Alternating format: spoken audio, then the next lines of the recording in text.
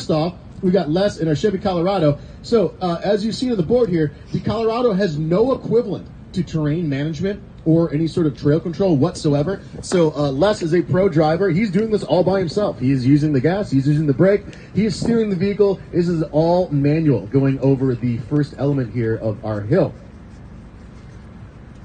He's quite good at it too. He is a pro driver. So as he comes up to the front of the hill, I do want to show you something. So come on up a little bit more on the approach angle. So I want you to take a look at this front plastic air dam on the Colorado here.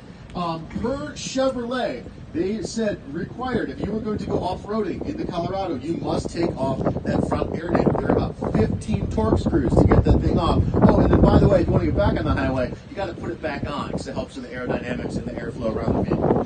So yeah, then it would be required to take that off. So their approach angle, it's close, it's not bad, but it's a little narrow. So as it comes up the hill, this is for the sound. If you were towing a trailer, you just bottomed that bad boy out, right? So they do have a much lower approach angle on the rear of the vehicle. So as he comes over the hill, let's see if we can ring the bell and win the prize here. We have our little rock element. As he's going, wait for it, a little bit further, a little bit further.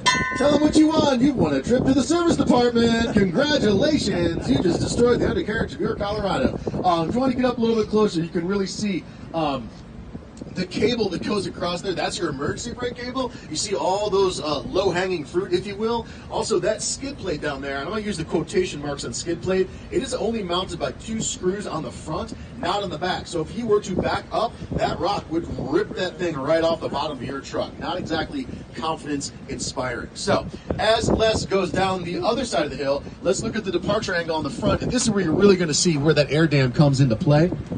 As you can see, the bottom of the air dam is scraped up quite a bit, and that's because it does that on the back end. So a little bit of crunch, yeah. Easy. Not nearly as refined as our system, as you will see when he approaches the first element here. So mind you, the jerking, shaking of the Toyota comes standard with the Tacoma. This is in crawl control, and he's not doing anything. This is the crawl control. What you're seeing is the ABS going on and off, just torquing the heck out of those wheels. And, I mean, the first time I saw this, I got nauseous just watching it.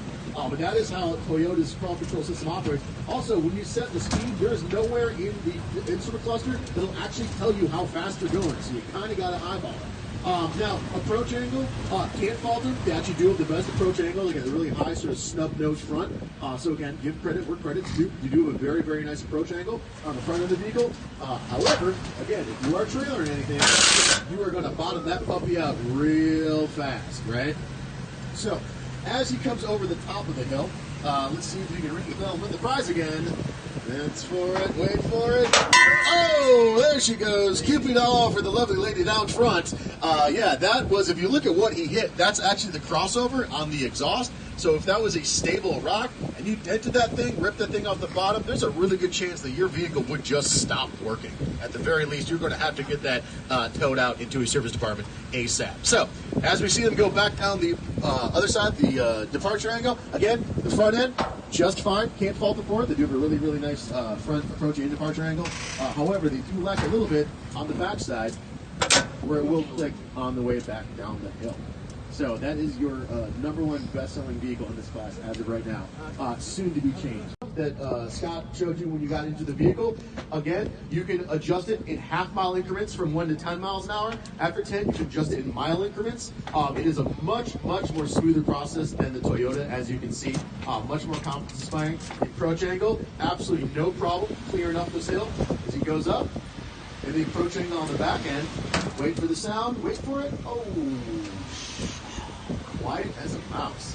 If you were towing a trailer, you'd have absolutely no problem. Let's go over the brake over height. Let's keep going a little bit further over the element there. Stop right there for me. Look at that. Cleared that rock absolutely no problem. We do have a really great brake over height. You can also see the extra skid plates under there where the transmission housing is to give you confidence when you're driving off-road.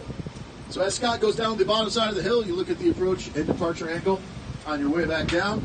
Again, front end clears it absolutely no problem.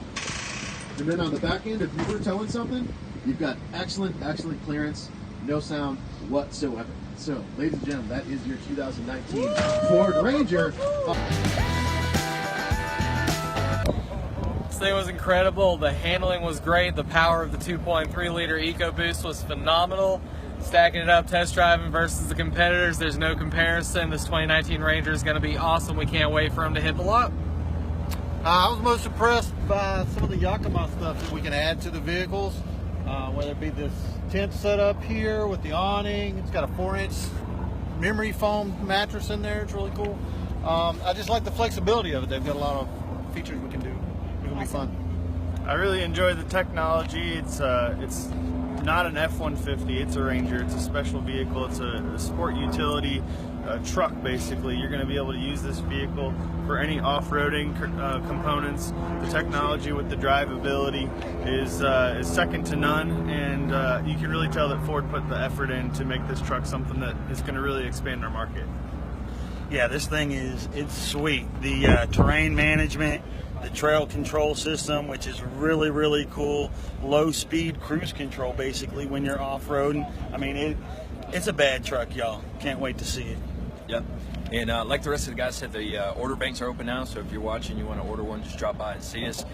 Best-in-class torque, best-in-class payload, best-in-class towing on the gas engine truck. So I like it because we're going to be able to attack a different market of truck buyers. This isn't like your typical F-150 or Super Duty truck.